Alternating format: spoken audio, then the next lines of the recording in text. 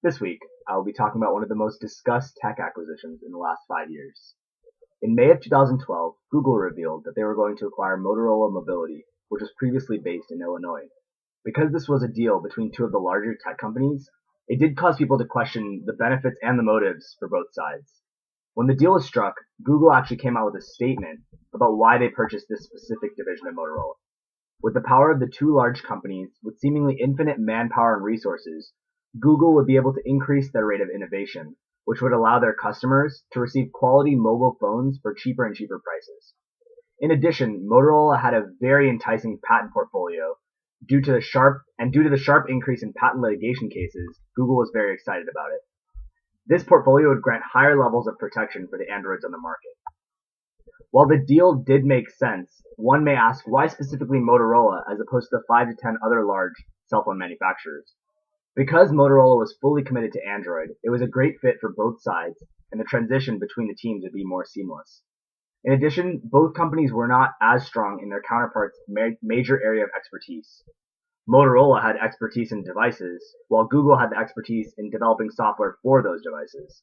For all of these reasons, the acquisition seemed like a no-brainer for both companies, and went through without much resistance from either side. However, on January 29, 2014, after just a year and a half of working together, Google announced that it was going to sell the Motorola Mobility division to Chinese manufacturer Lenovo for nearly $10 billion less than they purchased the unit for, which ends up being about $2.5 billion. Since the acquisition was so short-lived, it is worth looking into why exactly Google would buy and sell this division so quickly. This is Google we are talking about. They always seem to have some sort of master plan that ends up with them increasing their profits. Although it was enticing for Google to have a specific hardware division to go along with their world-class software development, their main goal for purchasing the Motorola Mobility division was to gain leverage on companies such as Apple and Microsoft in the patent litigation cases.